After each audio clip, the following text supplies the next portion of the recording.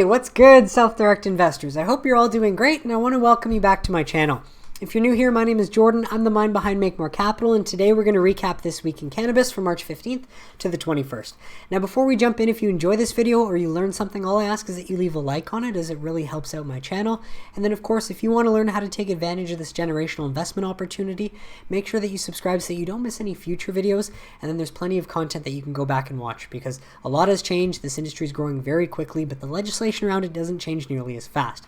But the good news came that we were waiting on this week, and the Safe Banking Act for the cannabis industry was reintroduced into the House on Thursday.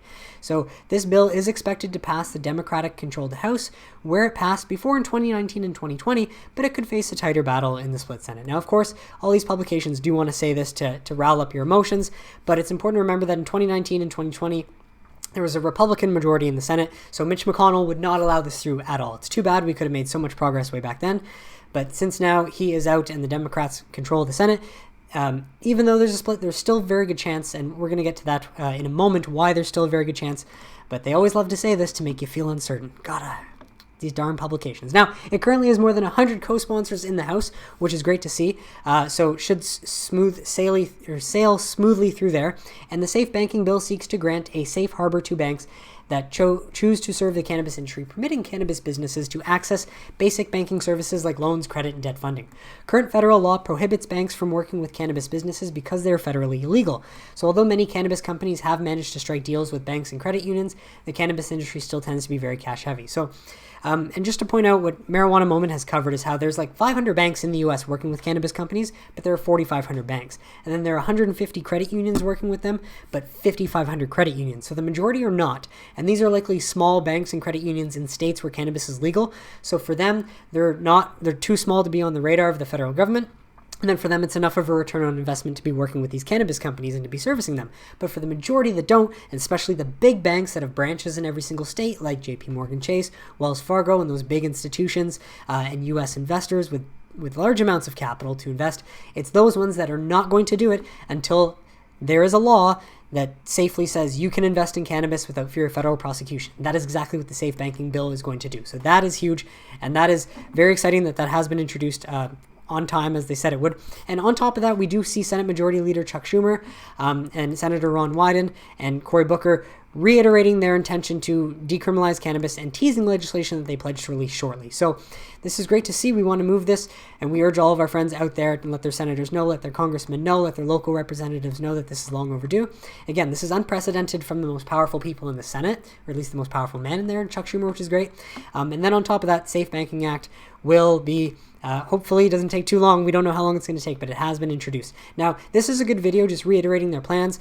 A lot of political speak, though, a whole lot of fluff. But again, this is unprecedented. We've never had these people in this position of power, delivering these promises. So got to hold them accountable, America. Now, this is unfortunate news I found out, but apparently this proposed House bill for 2021 does not include the stock listing and the 280E tax that was in the bill from 2019 and 2020. Now, I understand that this is very unfortunate to hear, and I agree it was tough, but this whole article will give us some reassurance. So, but this is something I learned over the weekend I wanted to share because it is information worth knowing. Similar bank relief bills passed in 3 previous Congresses, but this year passage in the Senate looks likely. So from another source saying that the Senate passage looks likely, I agree as well, because it's fundamentally the banks that have been wanting this for a long time, and what the banks in America want, they get. But today's bill doesn't contain, however, the provisions that would allow stock market listings, and it doesn't allow the long-sought relief from the corporate income tax penalty. Now, this is very frustrating, but keep in mind that safe banking being introduced and passing from the House into the Senate, these are the first small steps in a very long, complex process of moving parts, and you've just got to make them move just right in order to actually get what we want to happen, right? So, if you're a cannabis investor, you're learning to be patient, and although it's frustrating and annoying, it's going to be one of the best long-term skills and one of the greatest lessons that you've learned. So, keep holding. Do not let this sort of fluff deter you from keeping your position. But and just to add to this, the bill does not currently solve the capital markets issues, while adding that it would allow banks to perform custodial services for the U.S. firm stock trading. And amendments to allow exchange listings might appear later, he said, in the House or Senate. So, and how this works, the House would vote on a bill, then I think they would vote on it, prove it, and then lawmakers can make any amendments that they want to make. Then it would go into the Senate, and that it does that over again. So it does not mean that from now until when it does become law eventually, that these amendments will not be added to it and changes will not be made. But also just keep think big picture, because while adding that it would allow banks to perform custodial services for the U.S. firms stock trading, if these U.S. banks are doing the underwriting for these companies and all that, then it just makes sense that at some point they're going to be allowed to uplist. Like, it's all just a matter of gradual reform. And fundamentally, the longer that it takes for these companies to be able to uplist and for the 280E tax to be removed, the longer that takes while these companies are operating and crushing it and profitable in legal states, that just means the more potential uptrend when the trend reverses. So just be patient. Although this is unfortunate to see happen, it does not, discredit, or it does not reduce my hopes at all. I'm still very optimistic. Although I am prepared to hold, as long as 2021 requires. I know not everyone's in that position, but that's why I guess my enthusiasm does not get shaken as easily. Now, U.S. operators welcome the bill as far as it goes. Cresco Labs CEO Charlie Bachtell says that a decade in the regulated industry has taught him that reform happens incrementally, very slowly, folks. Now, cannabis is the fastest growing industry in America, but get this, the federal financing makes it nearly impossible for them to operate. For instance, and this is a great example of the complexity they have to deal with. For instance, Cresco was searching last year for a 40,000 to 60,000 square foot office space in Chicago for its 300 employees.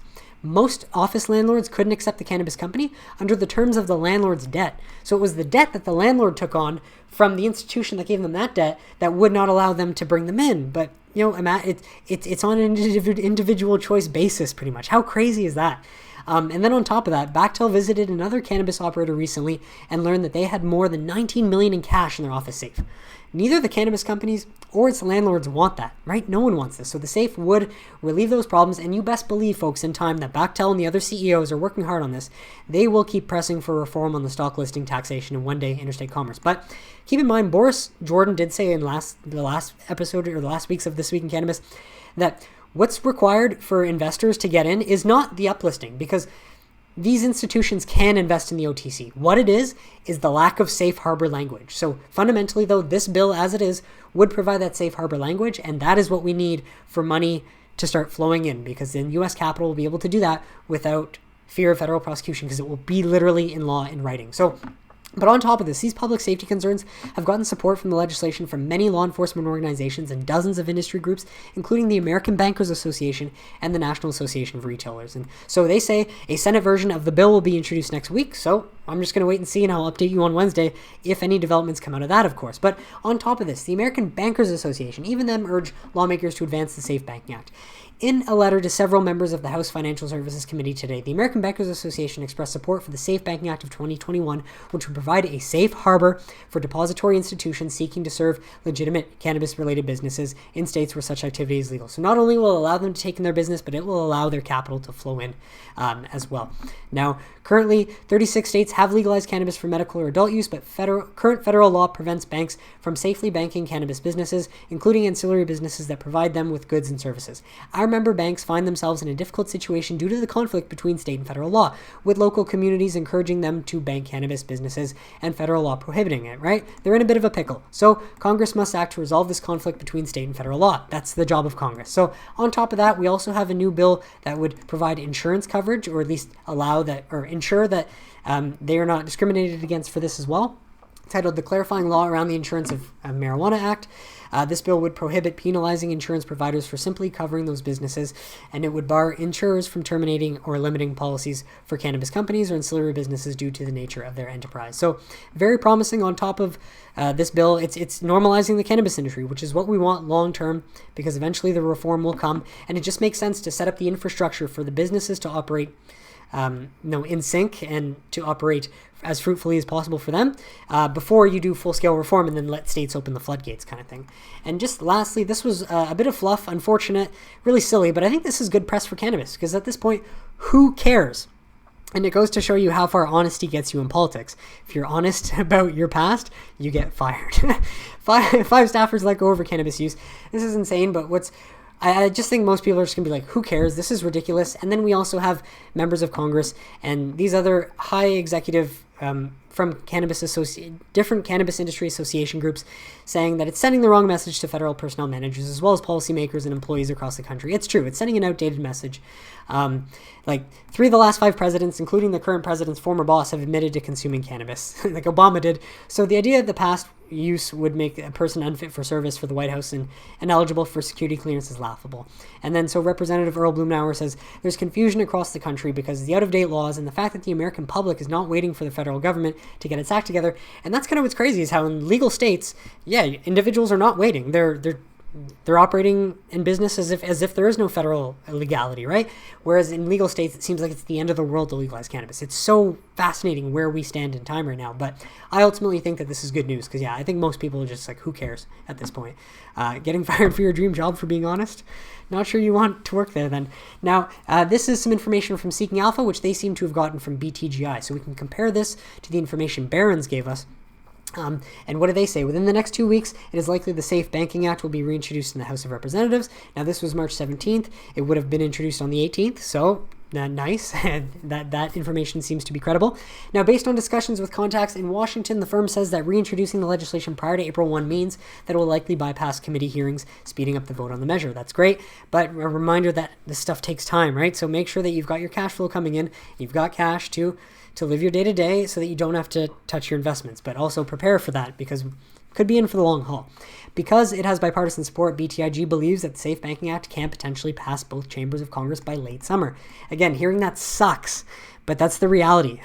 This stuff takes a long time, but if it can get through the House, which is one chamber, and then the Senate, which is the second chamber, and become law by the end of summer, that would be productive for government. So we hope for that. Now, the legislation potentially benefits MSOs in several ways, according to BTIG.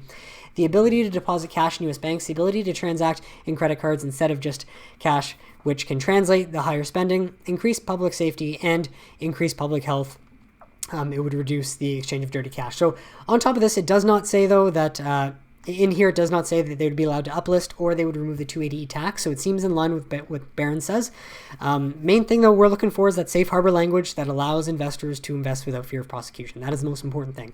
And then separately, the MORE Act, this was new, could also get reinstated by April 1st, but would likely have a much more difficult path to passing the Senate. Now, these bills can just be introduced, but then they can kind of sit there for a very long time as well. So just keep in mind, none of this is out of your control, so try not to worry too much. And if you're a trader that's hoping for quick returns, unfortunately, this industry is just very volatile and you got to prepare for the worst. So that is it for kind of the stories around cannabis, though. I think fundamentally positive all around. Just makes me more optimistic to have my current positions and sit where I am. Now, let's look on the ground in the U.S. Cannabis companies anticipate added sales bump with new round of stimulus checks because it seems like in 2020, when the first round of stimulus came, spending did just resume as it normally would, and cannabis sales did see a steady increase, though. Consumer spending through the pandemic has been strong, really just showing how the cannabis industry is really, recession-proof and a very strong industry fundamentally. But if we just compare retail spending, $800 billion on average, well, not on average, that's just the scale, but there was $491 billion of retail spending. That's insane as of February 2021. Alcohol sales, this should be billion, not million, because January was 5.3 billion.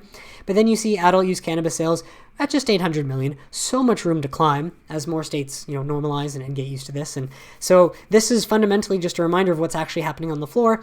When Americans get the little money they can get, they're buying cannabis to release their stress, to help them sleep, and all these different things. So,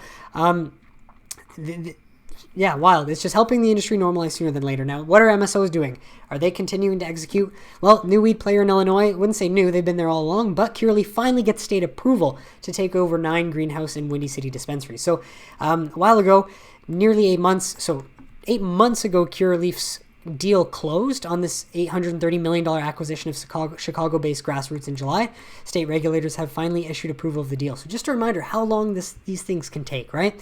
8 months after the close, they only approve it. And so then Curaleaf will take control of these 9 dispensaries on April 1st. So 9 dispensaries for about $830 million. Well, it seems like a good deal in the Illinois market. Absolutely. They'll be able to make a return on that.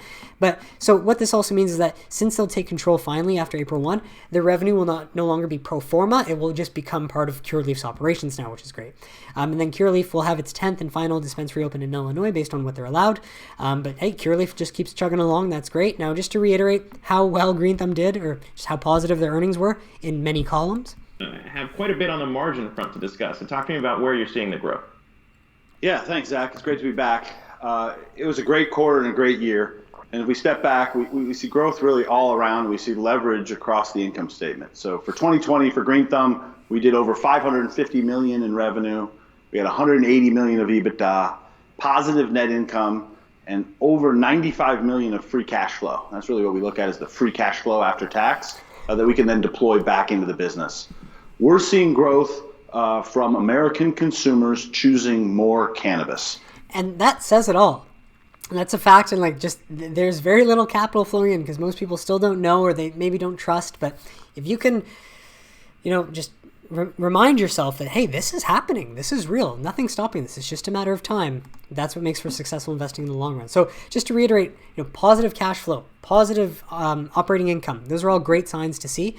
Cresco announces they will buy Massachusetts cannabis operator Cultivate for $90 million with additional potential earnout. Now, I like this because if we see here, Curaleaf spent $830 million to buy 10 dispensaries in Illinois. Now, Illinois has a population of 12.6 million, so they're likely to see more volume and sales from Massachusetts, but upon completion of the planned expansion, combines operations with 100,000 square feet of active canopy, 3 adult use dispensaries, and 3 medical dispensaries. So 6 dispensaries on top of cultivation space for $90 million. Seems like a good deal. And then on top of that $90 million, it seems like, I just love how this deal was put together. If you guys keep operating and keep executing as well as you are, we're willing to give you $68 million on top of that if you guys just, don't let things fall off from here until the end of the close, which is great. So the transaction is expected to close in the fourth quarter of 2021. So as an investor in Cresco Labs, this makes me very happy that they're thinking long-term through this acquisition. Cresco Labs will immediately vault the top 3 share position in Massachusetts, the third $1 billion plus cannabis market where we've achieved status. So thinking long-term is great, and it's the 15th most populated state in the U.S., in between there, but nearly $1 billion in total retail sales, despite having 6 weeks lost of revenues due to COVID, and Massachusetts was actually the only state not to deem adult use essential. But this company itself, $83 million in adult use sales for the 4 weeks ending. Actually, this is probably Massachusetts. So Massachusetts market, $83.4 million in adult use sales for the 4 weeks ending, just means that sales growth is trending upwards in the right direction. Second highest per gram pricing in the U.S. adult markets because it's on the East Coast. Strong margin profile. So again, I see this as big, and $15 million of it is in cash. So that's not all of it is being diluted also, which as a shareholder makes me happy. But I think long term, this is just setting Cresco up for success in the right markets. Now, how about Florida? If we can check in from March 19, they track cumulatively how many milligrams of THC have been sold over time, how many milligrams of CBD, and how many ounces of smokable flower. And so as of March 18th, 2021, Florida has sold over 203 million milligrams of THC, over 4.1 million milligrams of CBD, and over 64,000 ounces of smokable flower. Now, if we just do a little trick here and we go back to their last week's article, we just switch that 9 for 12, which would be for March 12th, 2021. We go back to their old publication. And again, this cumulatively, look where they were last week, just last week. So if we measure milligrams sold, last week they were at 180 million. Milligrams of CBD sold 3.7 million, and ounces of smokable flower 55.9 million. And then we go to this week, by the end of the 18th, just again, 1 week after, up to 203, 4.1, 64. So you cannot say this industry is not just growing everywhere. It's amazing. I wish we had this growth in Canada, but it'll come in time. Now, TerrAscend, New Jersey awarded permit to process cannabis. And so there's just another example. The New Jersey Department of Health has now given their permit to TerrAscend to allow the cannabis company to engage in the extraction, processing, and manufacturing so they can basically build up their inventory for the eventual New Jersey expansion. Good news for TerrAscend. So MSOs are executing. Now, if we jump to Canada, how was the sales growth? In the first month of sales in 2021, it did dip from December, which is completely normal, especially considering a lot of people probably bought more cannabis than they needed in December 2020. not causing them to have to go back, but still very healthy amount sold, led by provinces again with the most stores, which is Ontario and Alberta. I mean, if Quebec has 8 million people, the second most, if they could really open that up, that would be huge. But still sales are bigger than they were in November, so that's nice to see that growth. And yeah, fundamentally, though, coming from those main provinces. Now, if we look at Canadian cannabis companies and critically look at their statement, HEXO announces positive adjusted EBITDA of 94%, or adjusted positive EBITDA and 94% increase in net revenue from prior year. Okay, well, let's take a look at how good this really is. Revenue from sales of goods from October 2020 to January 2021, up 45.6 million from 41.3 million. Not a lot of growth, but for their whole year, good for them. 86.9 million in sales, up from 43 million. So that's a big increase. And they're seeing total revenue. So total revenue then, goodness, this is a terribly unorganized balance sheet. 32.8 million up from 29, and then 62 million up from 31.5. So this is their over 94% growth there. Okay, well, something to be proud of. But if you're growing your revenues, that's good. That's the marker you want to see. But then on top of that, you need to be reducing your operating expenses. And you need to be reducing your total net losses. Operating expenses, 25 million, more than 20 million last quarter. And for the full year, 46 million so far. Less than 326 million spent last year to make their revenue. So not in the right direction, unfortunately. So sadly, although it looks like they're doing well and you're almost buying at a bottom for this company, not a company that I would invest in because I need the operating expenses and the net income to at least be heading and trending in the right direction. Now, 4 million last quarter, up to 20 million this quarter again. So increasing their net losses, but seems to be a big improvement from the overall year. And just if we look at where the revenue is coming from, adult use medical in Canada, 26 million, which is great.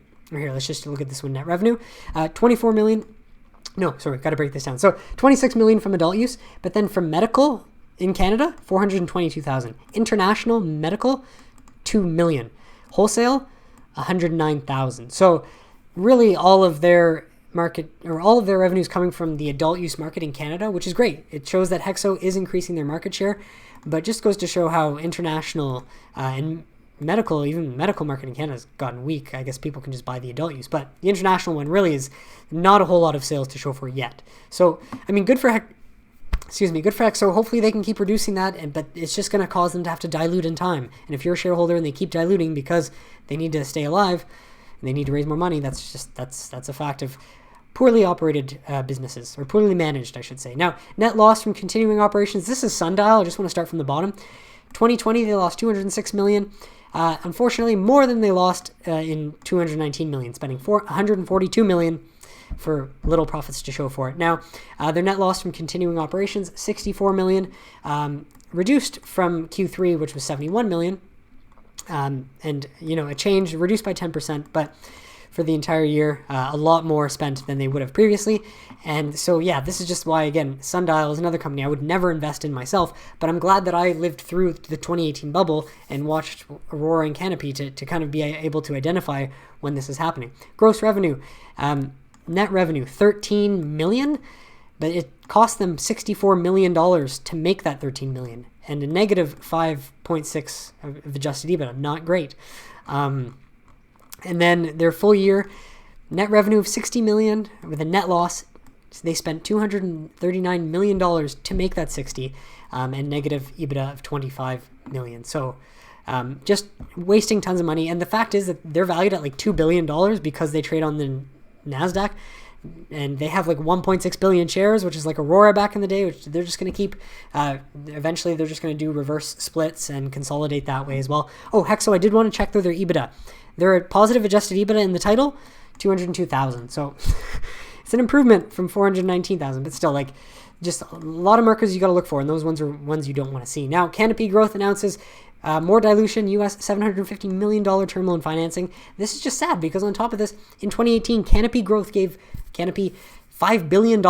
And what does Canopy have to show for it? Not much. They've got to raise more money. They spent money in places that they thought they would see return on investment, and they did not, unfortunately. That just goes to show how quickly you can blow through money, but you have to spend money to make money. And just to reiterate, like highlighting the operations of these Canadian companies compared to these MSOs, it's night and day. So this is one last article by MSOs, by the author of, basically by someone behind the advisor shares per MSOS, but this is just another good article as why the U.S. cannabis market is projected to rival that of the alcohol and tobacco. It's the best way to invest. Mind you, I want to say on top of this, but it's much safer. So you can feel good about investing in cannabis. It's way safer than tobacco and alcohol as well. MSOS is the best way to invest in the sector, and it's the only ETF that provides exposure to multi-state operators. Now, this is just more of what I've been reiterating and repeating through episodes, but you can get firsthand Curaleaf's investor presentation, Green Thumb's investor presentation, info about MSOS itself, but basically another resource, Truliev's investor presentation that gives you more indication as to why US MSOs might present more upside from this point going forward than Canadian LPs. Now, that is it for this week in cannabis, everyone. I hope you enjoyed that. Now, let me know in the comments what you think about the SAFE Banking Act. I know that sucks that the two main things we wanted in there have been removed, but are you still hopeful that those things will come in time, or are you not? And do you think it's going to take much longer?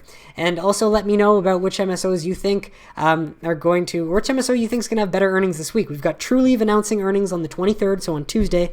And then we have Cresco Labs announcing on the 25th. So those are going to be very exciting numbers to see. And we just got to wait for development in Congress or in the House. Let's hope that this legislation does move more quickly than we've been used to, and that things do go our way as cannabis investors. So if you enjoyed this, folks, please leave a like on it. Subscribe if you want to see more videos like it. And I will catch you Wednesday for a midweek update. Have a great day, everybody.